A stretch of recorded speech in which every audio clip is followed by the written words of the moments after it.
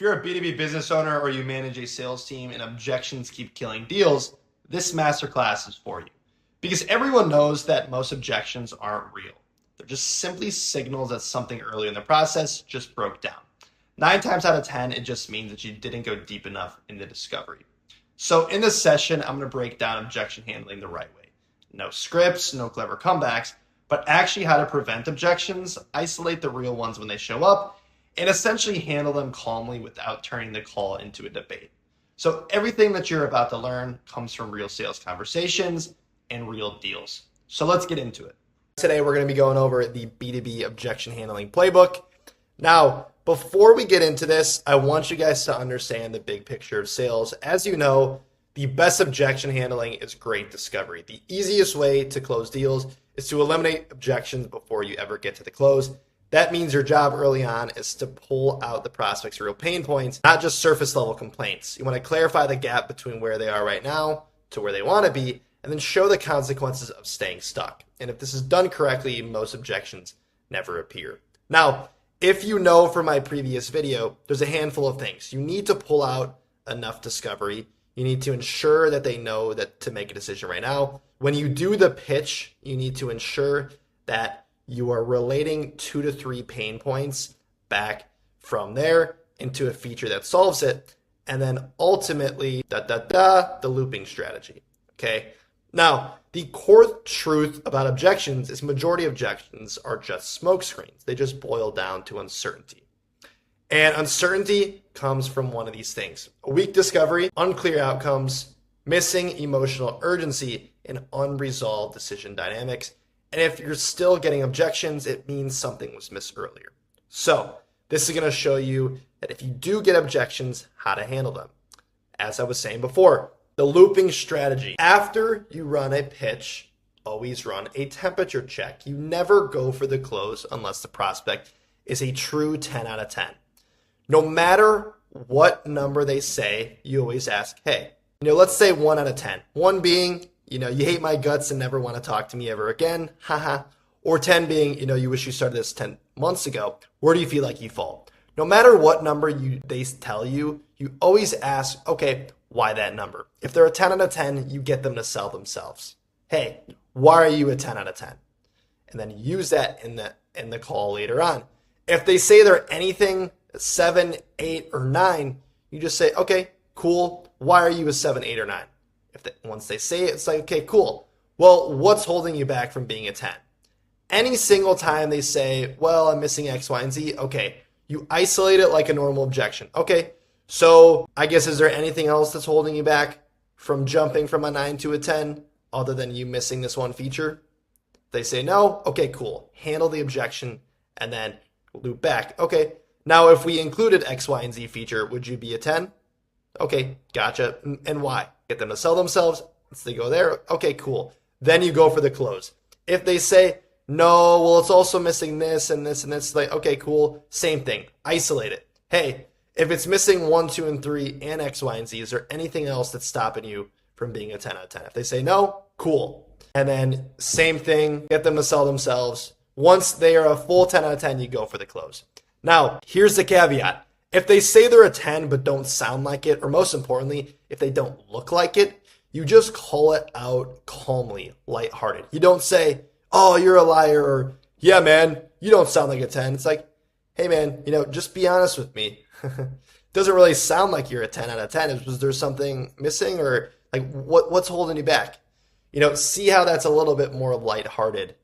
And ultimately, this just lowers resistance. You're surfacing the real objection, and it keeps you in control. Okay, so this playbook is prevention, not reaction, because obviously discovery creates uncertainty. Objections are just unresolved certainty, but it doesn't mean that the deal is over. So today I'm going to go over how to do this. Okay, let's get into it. Okay, if you guys are a setter, you're doing outbound calls, whether that's cold calling, outbound email campaigns, outbound from Facebook ads, whatever it is, you're going to get people saying, oh, send me an email. Any single time you get an objection, you agree and just lower resistance, because when they're giving you an objection, they have high sales resistance. It's a knee-jerk reaction. Sales resistance is a knee-jerk reaction. All you do is agree and lower resistance. You don't test them because you will never win an argument and close a deal in the same conversation. I guarantee it's not going to happen. If you do, that prospect is a different type of person because I've never encountered that. Okay, so you're dialing a lead as a setter and they say, yeah, man, just go ahead and send me an email. Okay, for sure. I can go ahead and send you over an email. Now you're going to just act like you're going to send them an email. Hey, just so I send you exactly what you're looking for, what are you looking for specifically? Then they're just going to give you what they're looking for. I just want to know about the pricing or the program, yada, yada. If they say the pricing, okay, yeah, man, for sure.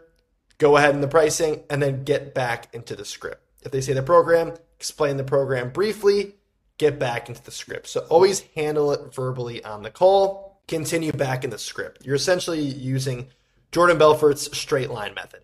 Any single time you get something that takes you off the straight line, you're going to handle it briefly, very generically, and get back into the straight line by going back into the script. Very, very simple.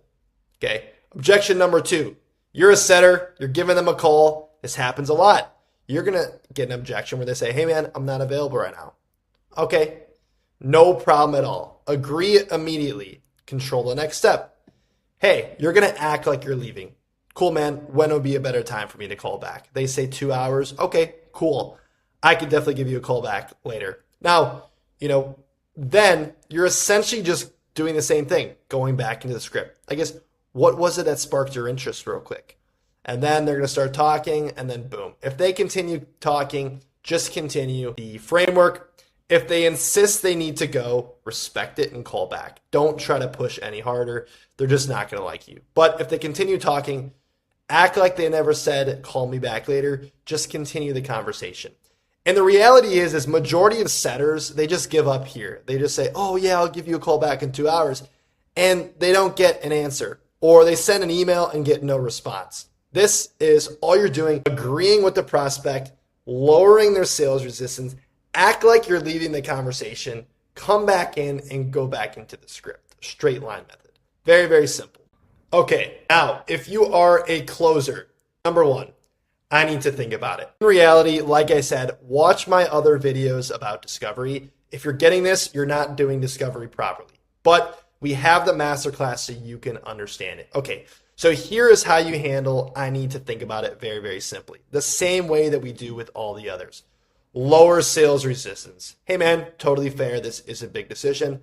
Isolate the objection. Now, before you think it over, do you think this could actually work for you? They say yes, you get them to sell themselves. Okay, why do you feel that way? They say, well, I like X, Y, and Z. Okay, gotcha. Now, you're going to act like you're leaving. Every single time you always act like you're leaving.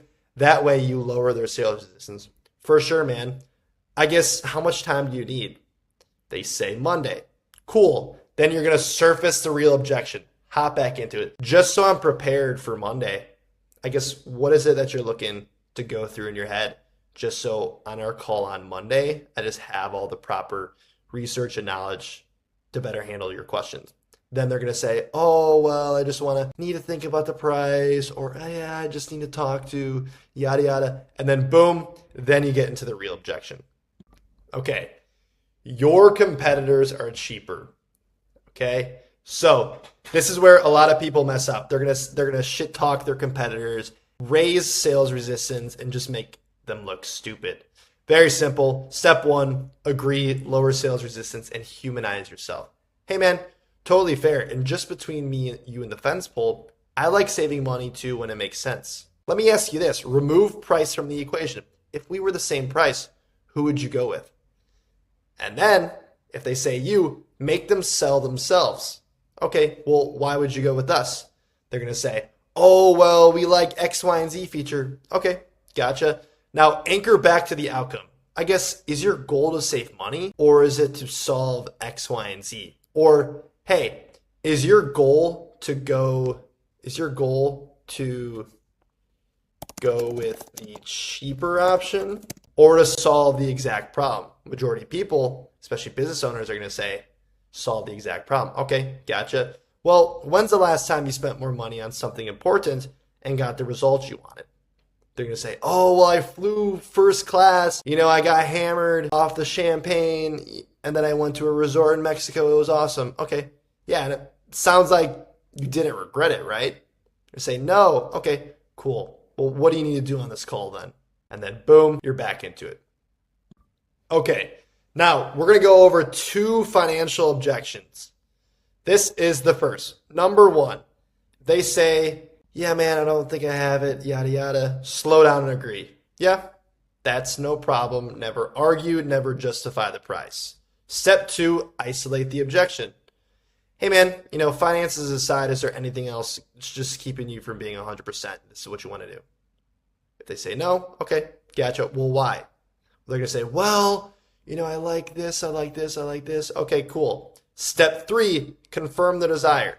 Now you lock back in intent before talking logistics. You're going to say, okay, so just to confirm, it sounds like you're not in a should I do this place.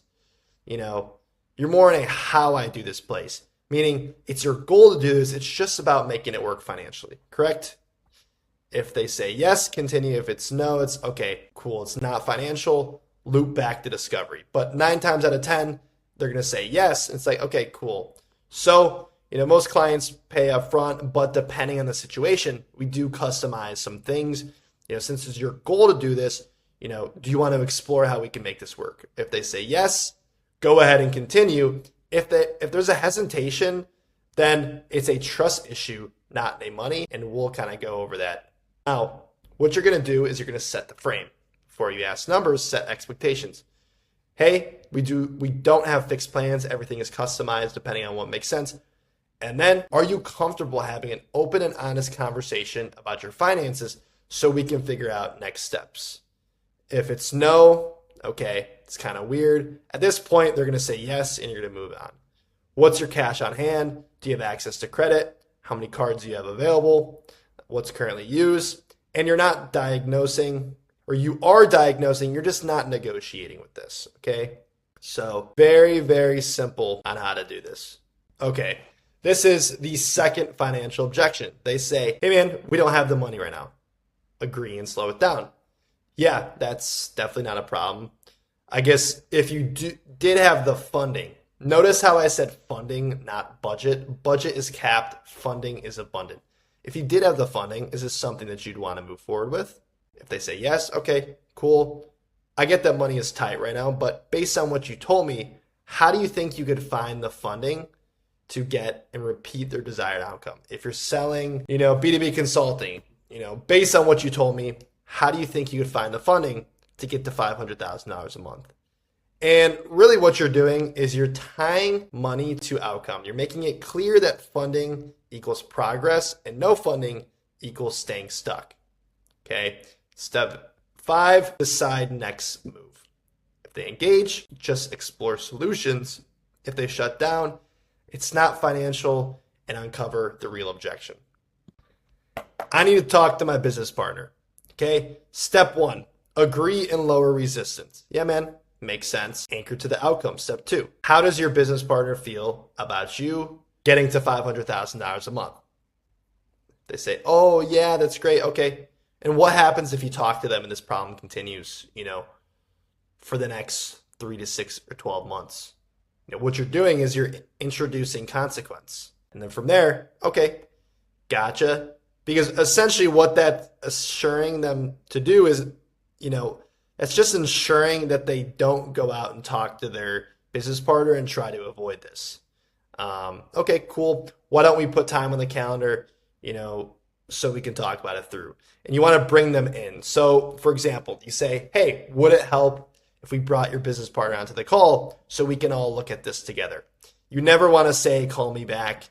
You want to lead that conversation. Alrighty. So this objection, you're not going to get this as much in B2B, especially if you're selling SaaS or something like that, but sometimes you will get it. This is a big thing with high ticket sales. We get these guys making these videos, how to handle this. It is a pretty good framework. So if you get a guy that's, kind of just being a pussy, this is how you handle it. Okay. So prospect says, I just don't make decisions like this. Okay, got it. Then you ask them permission. Do you mind if I ask you something? They're going to say no. Identify the pattern. Okay. Is that typically how you make most decisions in your business? And then anchor to their goal. Ask them, remind me again, where do you want to be in the next year? Let's say they say $500,000. Okay. And do you think the way that we make decisions today has anything to do with where the business is right now? Or do you think the way that decisions have been made in the past have anything to do with where the business is right now? Of course, they're going to say, oh, yeah, of course. And then step number 5 is you're going to introduce change. Ask them, okay, to get where you are or to get from where you are right now to where you want to be to, let's say they're at $100,000, to get from $100,000 right now to $500,000, do you think something about how decisions are made needs to be changed? And then they say, yes, okay. Are you going to make that change to get to where you want to be like you promised yourself? If they say yes, it's like, okay, cool. Then you anchor, you have them sell themselves. Well, why? You don't have to make a change. Well, why do you want to make a change? They say, well, I really need to get to $500K a month, so I can do X, Y, and Z. Okay, well, why do you want to get to X, Y, and Z? They tell you why, and it's like, okay, well, cool. So what do you need to do on this call to get to X, Y, and Z? And then boom, you just not only reframe their mind, but also got them to make a decision. If you take one thing from this masterclass, let it be this, that objections are rarely the problem, they're simply just a symptom. And when you actually lower sales resistance, you run a clean discovery and frame the offer correctly, objection handling simply becomes simple and in many cases just unnecessary. So if you're a founder or sales leader and you want help implementing this in your team's process, training, or their call structure, reach out and let's talk. Otherwise, go through this masterclass, apply it on your next few calls, and pay attention to how different the conversations feel. That's exactly how you know it's working. If you guys like this video, like, comment, subscribe, and we will see you in the next one. Thanks, guys.